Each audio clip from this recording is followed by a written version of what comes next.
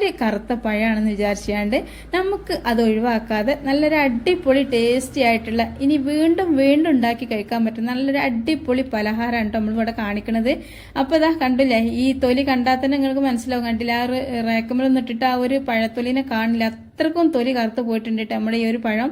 ഇതിങ്ങനെ കറക്കാനുള്ള കാരണം എന്താ വെച്ചാൽ ഫ്രിഡ്ജിൽ വെച്ചതുകൊണ്ടാണ്, കേടൊന്നും ആയിട്ടില്ല. ഇനിയിപ്പോൾ നമ്മൾ പുറത്ത് വെച്ചിട്ടാണ് പഴം ഇങ്ങനെ ആയതെന്നുണ്ടെങ്കിലും നമുക്ക് ആ ഒരു പഴം വെച്ചിട്ട് എന്ത് ചെയ്യുക, ഇതുപോലുള്ള പലഹാരങ്ങളൊക്കെ ഉണ്ടാക്കിയെടുത്ത് കഴിഞ്ഞാൽ നമുക്ക് വീണ്ടും വീണ്ടും ഇനി പഴം തൊലി കറക്കാതെ തന്നെ ആ ഒരു പഴം കൊണ്ട് ഉണ്ടാക്കിയെടുക്കും. പിന്നെ ഇതിലേക്ക് നമ്മൾ എണ്ണയോ ഒന്നും ചേർക്കണില്ല, എണ്ണയോ ഓയിലോ നെയ്യോ ഒന്നും ആവശ്യമില്ല കേട്ടോ. നല്ല ഹെൽത്തി ആയിട്ടുള്ള പലഹാരമാണ്. പിന്നെ പോരാത്തിന് നമുക്ക് ഇതിലേക്ക് കൂട്ടണതും നല്ല ഹെൽത്തി ആയിട്ടുള്ള നമുക്ക് രക്തം വർദ്ധിക്കാനൊക്കെ പറ്റുന്ന ഒരു ഇൻഗ്രീഡിയൻസും കൂടെ ചേർക്കുന്നുണ്ട്. അപ്പോൾ എന്താ വെച്ചാൽ ആ ഒരു പഴം എടുത്തിട്ട് എന്ത് ചെയ്യുക, നല്ലോണം ആ തൊലിയൊക്കെ കളഞ്ഞതിന് ശേഷം ചെറുതായിട്ട് കൊത്തി നുറുക്കിയിട്ട് ഒരു മിക്സഡ് ജാറിലേക്ക് ഇട്ട് കൊടുത്തിട്ട് ഒരു ലേശം ഒരു 3-4 ചെറിയ ഉള്ളിയും കൂടി ഇട്ട് കൊടുത്തിന് കേട്ടോ.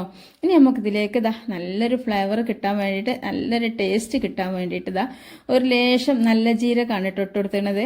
അത് ഇഷ്ടമാണെങ്കിൽ ഇട്ട് കൊടുക്കുക, അതിൻ്റെ ടേസ്റ്റ് ഇഷ്ടമില്ലാത്തവരാണെങ്കിൽ അത് അവോയ്ഡ് ചെയ്യുക. പിന്നെ അതുപോലെ തന്നെ ഒരു പിഞ്ച് മഞ്ഞൾപ്പൊടിയും കൂടി ആഡ് ചെയ്യേണ്ട കേട്ടോ. ഇനി ഇതിലേക്ക് നമുക്ക് ഒരു 3/4 ഗ്ലാസോളം വെള്ളം ഒഴിക്കുക. സാധാരണ പച്ചവെള്ളം ഒഴിച്ചിട്ട് നല്ല പോലെ ഫൈനായിട്ട് നമ്മളിത് നരച്ചെടുക്കാണ്ട് ചെയ്യണത്. ഈ പഴം ഇങ്ങനെ തൊലി കറുത്ത് കഴിഞ്ഞാൽ നമുക്ക് ഭയങ്കര ഒരു ടെൻഷനാണല്ലേ. നമുക്ക് ചിലപ്പോഴൊക്കെ കുറച്ച് കൂടുതൽ പഴമൊക്കെ കിട്ടുന്ന സമയത്ത് വല്ലപ്പോഴൊക്കെ ഇങ്ങനെയൊക്കെ സംഭവിക്കാറുണ്ട്. അപ്പം എന്താ വെച്ചാൽ പഴം തൊലി കറുത്ത് കഴിഞ്ഞാൽ അതിൻ്റെ ഉള്ളിൽ പുഴുക്കൾ ഉണ്ടാവുമോ എന്നൊരു ടെൻഷനൊക്കെ ഉള്ള ആളുകളുണ്ടാവും. പക്ഷെ നമ്മൾ ഫ്രിഡ്ജിലൊക്കെ വെച്ചിട്ടാണെന്നുണ്ടെങ്കിൽ ആ പഴത്തിൽ ഒരിക്കലും പുഴുക്കളൊന്നും വരില്ല കേട്ടോ.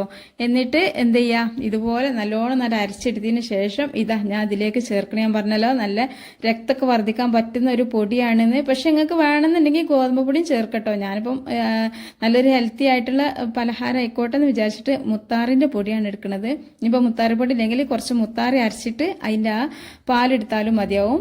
പിന്നെ ഗോതമ്പപ്പൊടി നല്ല ഒരു ഫ്ലേവർ തന്നെയാണ് കേട്ടോ ഈ ഒരു പലഹാരം ഉണ്ടാക്കാൻ വേണ്ടിയിട്ട്. അപ്പോൾ ഗോതമ്പപ്പൊടി ഉണ്ടെങ്കിൽ ഗോതമ്പപ്പൊടി എടുക്കുക, അതല്ല മുത്താറിപ്പൊടി ഉണ്ടെങ്കിൽ അതെടുക്കുക. മുത്താറിപ്പൊടി ഇപ്പോൾ എല്ലാവർക്കും അറിയാമല്ലോ അല്ലേ, രക്തം വർദ്ധിക്കാനും ഒരുപാട് എന്ന് പറഞ്ഞാൽ പറയാൻ പറ്റാത്ത അത്ര ഗുണങ്ങളുള്ള സംഭവമാണ് മുത്താറിപ്പൊടി. അതുകൊണ്ടാണ് ഈ മുത്താറിപ്പൊടി എടുത്തത്. ഗോതമ്പപ്പൊടി ഇവിടെ ഇല്ലാഞ്ഞിട്ടല്ല, പക്ഷേ നിങ്ങൾ മൈദപ്പൊടി ഇതിന് വേണ്ടിയിട്ട് യൂസ് ആക്കരുത് കേട്ടോ. അപ്പോൾ ഏതായാലും ഇതാ ഞാൻ ഒരു 2-3 ടേബിൾ സ്പൂണ് മുത്താറിപ്പൊടി എടുത്തിട്ടുണ്ട്. അത് ഞാൻ ലേശം പച്ചവെള്ളം ഒഴിച്ചിട്ട് നല്ലോണം ഒന്ന് മിക്സ് ചെയ്തെടുക്കുകയാണ് ചെയ്യണത്.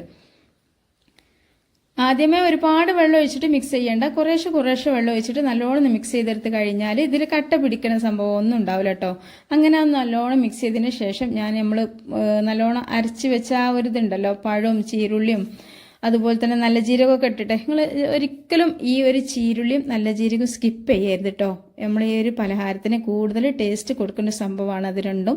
അത് എന്തായാലും ചേർത്ത് കൊടുക്കണം. എന്നിട്ട് ഇതിലേക്ക് ഒഴിച്ചു കൊടുത്തിട്ട് ആ ഒരു മിക്സിയുടെ ജാറൊക്കെ ചുവച്ച് ഒഴിച്ചോളൂ കേട്ടോ. കാരണം ഇതിലേക്ക് വെള്ളത്തിന് ആവശ്യമുണ്ട്. അപ്പോൾ വെള്ളം ഒഴിച്ചിട്ട് നല്ലോണം മിക്സിൻ്റെ ജാറൊക്കെ ചുവച്ചിട്ട് ഇതിലേക്ക് ഒഴിച്ചു കൊടുക്കാം. ഇനിയിപ്പോൾ നിങ്ങൾക്ക് വേണമെന്നുണ്ടെങ്കിൽ ഞാനിപ്പോൾ ഇത് പഞ്ചസാര വെച്ചിട്ടാണ് ചെയ്യണത്. പഞ്ചസാര വെച്ചിട്ട് ചെയ്യാനുള്ള കാരണം എന്താ വെച്ചാൽ ഇപ്പോൾ ഇവിടെ ശർക്കര ഇല്ല, അതുകൊണ്ടാണ്. ഇനിയിപ്പോൾ നിങ്ങൾ ശർക്കര വെച്ചിട്ട് ചെയ്യുന്നതായിരിക്കും ഉത്തമം. കാരണം നമ്മളിതിപ്പോൾ ഒരു ഹെൽത്തി ആയിട്ടുള്ള ഒരു പലഹാരം ഉണ്ടാക്കിയെടുക്കുമ്പോൾ, പ്രത്യേകിച്ച് ഇതൊക്കെ ഉണ്ടാക്കി കഴിഞ്ഞാലുള്ള ഗുണം എന്താ വെച്ചാൽ നമ്മൾ മക്കളുണ്ടല്ലോ വീണ്ടും ഇങ്ങനെ കഴിച്ചുകൊണ്ടേയിരിക്കും. അപ്പം എന്ത് ചെയ്യുക, നമ്മൾ പഞ്ചസാര ഒഴിവാക്കിയിട്ട് ശർക്കര തന്നെ യൂസ് ആക്കുക കേട്ടോ. അപ്പം ഞാനിപ്പോൾ ഇവിടെ പഞ്ചസാരയാണ് എടുക്കണത്, ഞാൻ പറഞ്ഞല്ലോ. അതുകൊണ്ട് തന്നെ ഇതിലേക്ക് ആവശ്യത്തിനുള്ള മധുരം, നമ്മൾ പഴം നല്ല മധുരമുള്ളതാണ്, എന്നാലും ഒരു 2.5 ടേബിൾ സ്പൂൺ കുഞ്ഞികയിൽ പഞ്ചസാരയാണ് എടുക്കുന്നത്. അപ്പോൾ ഇത് നല്ല മധുരം ഉണ്ടാവും. ഇനിയിപ്പോൾ മധുരം ഇത്ര അങ്ങോട്ട് ഇഷ്ടമല്ല എന്നുണ്ടെങ്കിൽ നിങ്ങൾ എന്ത് ചെയ്യുക, ഒരു 2 കയ്യിലെടുത്തോളിട്ടാ, ഒരു 1/2 ഗ്ലാസിൻ്റെ താഴെ കണ്ടെടുത്തോളി. എന്നിട്ട് ഞാൻ പിന്നെ ഇതിലേക്ക് ഒഴിച്ചെടുത്തത് എന്താ വെച്ചാൽ തേങ്ങാപ്പാലാണ്. ഇനിയിപ്പോൾ തേങ്ങാപ്പാലില്ല എന്നുണ്ടെങ്കിൽ പശുവും പാലും ഒഴിച്ചെടുക്കാം. ഈ ഒരു തേങ്ങാപ്പാലും പോരാത്തിന് മുത്താറിപ്പൊടിയും നേന്ത്രപ്പഴവും എല്ലാം കൂടെ ഒത്തുചേരുമ്പം തന്നെ ഒരുപാട് ഹെൽത്തി ആയ ഒരു പലഹാരം കൂടെ ആയതുകൊണ്ട് തന്നെ നമ്മളിത് വറുത്ത് കോരുന്നൊന്നുമില്ലല്ലോ, നമ്മൾ നല്ലോണം കുറുക്കിയെടുക്കല്ലോ, ഒരു ഹൽവ പരുവത്തിലാക്കാണ്ട് ചെയ്യണത്. പെട്ടെന്ന് റെഡി ആയിട്ട് കിട്ടും. അപ്പോൾ അതുകൊണ്ടാണ് ഞാൻ പറഞ്ഞത് ആ ഒരു സമയത്ത് നിങ്ങൾ എൻ്റെ അടുത്ത് ഇല്ലാഞ്ഞിട്ടാണ് പഞ്ചസാരക്ക് പകരം ശർക്കര തന്നെ യൂസ് ആക്കാൻ വേണ്ടി നോക്കുക. അപ്പോൾ നമ്മൾ ഈ ഒരു പഞ്ചസാര വെച്ച് ചെയ്യണത് അതുകൊണ്ട് തന്നെ ലേശം ഒരു മധുരം ഒന്ന് ബാലൻസ് ചെയ്യാൻ വേണ്ടിയിട്ട് ഒരു ഇത്തിരി ഉപ്പ് ഇട്ട് കൊടുത്തത് കേട്ടോ. ഞാനിപ്പോൾ 2 പ്രാവശ്യമായിട്ട് ഇട്ട് കൊടുത്തത് ഉപ്പ് തന്നെയാണ്. അപ്പോൾ ലേശം ഉപ്പിട്ട് കൊടുക്കുക. അപ്പോൾ പെട്ടെന്ന് റെഡി ആവും. കാരണം നമ്മൾ ഇതിലേക്ക് ഒരുപാട് വെള്ളം ചേർത്തിട്ടില്ല. ഏകദേശം ഒരു 3-3.5 ഗ്ലാസ് വെള്ളം, 3 ഗ്ലാസ് വെള്ളമൊക്കെ ഉണ്ടാവുള്ളൂ കേട്ടോ. അതന്നെ ഉണ്ടാവുള്ളൂ. കാരണം നമ്മൾ അതിലേക്ക് ഒരുപാട് പൊടിയൊന്നും ആഡ് ചെയ്തിട്ടില്ലല്ലോ. ലേശം ഏലക്കാപ്പൊടി ചേർത്ത് കൊടുക്കുക. ഏലക്കാപ്പൊടി ഇല്ലാന്നുണ്ടെങ്കിൽ നിങ്ങൾ എന്ത് ചെയ്യുക, നമ്മൾ ആ ഒരു പഴം അരച്ചല്ലോ, പഴം നല്ല ജീരകം ചെറിയ ഉള്ളിയൊക്കെ അരച്ചെടുക്കുന്ന സമയത്ത് അതിലേക്ക് ഒരു 2 ഏലക്ക തൊലിയോടൊക്കെ അങ്ങോട്ട് ഇട്ട് കൊടുത്താൽ മതി. അതിൻ്റെ കൂടെ നല്ലോണം ഫൈനായിട്ട് തന്നെ അരിഞ്ഞ് കിട്ടും കേട്ടോ. അപ്പോൾ അത് ചെയ്താൽ മതി. ഇപ്പോൾ ഇവിടെ പൊടി ഉള്ളതുകൊണ്ട് ഞാൻ ഇട്ട് കൊടുക്കാനാണ്. ഏലക്കാപ്പൊടി ഇല്ലാന്നുണ്ടെങ്കിൽ അതിൻ്റെ തൊലി എടുത്തിട്ട് കുരുടുത്ത് കുത്താനും നിൽക്കണ്ട. ആദ്യം തന്നെ അരക്കുമ്പോൾ ആ ഒരു ഏലക്ക എടുത്ത് ഇട്ട് കൊടുത്താൽ മതി. എന്നാൽ പിന്നെ എളുപ്പമാണ്, നല്ല ആ ഒരു ഫ്ലേവർ കിട്ടുകയും ചെയ്യും. ഇപ്പോൾ ഇടയ്ക്കൊക്കെ ഒരു മധുരം കഴിക്കണം എന്നൊക്കെ തോന്നുന്ന സമയമൊക്കെ ഉണ്ടാവുമല്ലോ. അപ്പോഴൊക്കെ ഓരോ കഷ്ണങ്ങളൊക്കെ എടുത്തിട്ട് കഴിക്കാം. അപ്പോൾ നമുക്കിതൊരു 2 ആഴ്ച 3 ആഴ്ച ഒക്കെ നമുക്ക് ഫ്രിഡ്ജിൽ സൂക്ഷിക്കട്ടോ, ഒരു കുഴപ്പമുണ്ടാവില്ല. അപ്പോൾ ഞാനിതിപ്പോൾ സെറ്റ് ചെയ്യാൻ വേണ്ടിയിട്ട് വെക്കണത് ഇതുപോലൊരു സോസ് പാനിലാണ്. അപ്പോൾ നിങ്ങൾക്ക് ഏത് പാത്രത്തിലും സെറ്റ് ചെയ്യാൻ വേണ്ടിയിട്ട് വെക്കാം. പിന്നെ ഇതിൽ സോസ് പാൻ ആയതുകൊണ്ട് തന്നെ നോൺ സ്റ്റിക്ക് ആയതുകൊണ്ട് ഇതിലേക്ക് ഞാൻ ഓയിലൊന്നും സ്പ്രെഡ് ചെയ്ത് കൊടുത്തിട്ടില്ല കേട്ടോ. നിങ്ങൾ കേക്ക് ടിന്നിലോ അതല്ലെങ്കിൽ സ്റ്റീലിൻ്റെ അലുമിനിയൻ്റെ ഏത് പാത്രത്തിലാണോ വെക്കണമെന്നുണ്ടെങ്കിൽ കുറച്ച് ഓയിലൊക്കെ ഒന്ന് സ്പ്രെഡ് ചെയ്ത് കൊടുത്താൽ വേണ്ടി. പിന്നെ ഇപ്പം ഓയിൽ ഒഴിച്ചെടുത്തില്ലെങ്കിലും കുഴപ്പമൊന്നുമില്ല. കാരണം ഇതിൽ തന്നെ കുറച്ചൊരു ഓയിലിൻ്റെ ആ ഒരു തേങ്ങ വെളിച്ചെണ്ണൻ്റെ ഇതൊക്കെ നല്ലോണം ഉണ്ട്.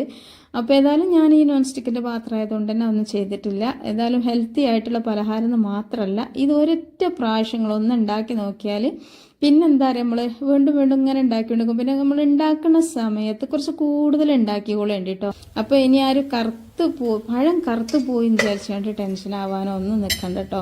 ഇപ്പോൾ 2 പഴമൊക്കെ ചേർക്കുകയാണെങ്കിൽ കൂടുതലാവും, അത്രയും ഉണ്ടാക്കാം. അപ്പോൾ ഞാൻ ഏകദേശം ഒരു അരമണിക്കൂറൊക്കെ കഴിഞ്ഞപ്പോഴേക്കും ഒരു ഇളം ചൂടുണ്ട് കേട്ടോ. നല്ല അത്യാവശ്യം നല്ല ചൂടൊക്കെ അറിയിട്ടുണ്ട്. ഈ ഒരു ടൈമിൽ തന്നെ ഞാൻ അതൊന്ന് കൊട്ടിയിട്ടുണ്ട്. പെട്ടെന്ന് വിട്ടൊക്കെ കിട്ടിയിട്ടുണ്ട്. സൈഡ് പിടിച്ചൊന്നും വേണ്ട. അപ്പോൾ നല്ല വായിലിട്ടാൽ അലിഞ്ഞു പോകുന്നൊക്കെ നമ്മൾ പറയാറില്ല, അതുപോലെയാണ് കേട്ടോ. കണ്ടില്ലേ, നല്ല സോഫ്റ്റാണ്. അതുപോലെ തന്നെ നല്ല ഹെൽത്തിയും കൂടെയാണ്. അപ്പം നമ്മൾ വിചാരിക്കേണ്ട ഇവിടെ ഹെൽത്തി ഒരുപാട് പഞ്ചസാര കിട്ടിയില്ലേ എന്നൊക്കെ. അപ്പം ഞാൻ അതൊന്ന് കട്ട് ചെയ്ത് കാണിച്ചു തരുന്നത് എങ്ങനെയുണ്ട് എന്നുള്ളത്. എന്താ പറയുക, ഇതിന് നല്ലൊരു സ്മെല്ലുണ്ട് കേട്ടോ, നല്ലൊരു മണമുണ്ട്.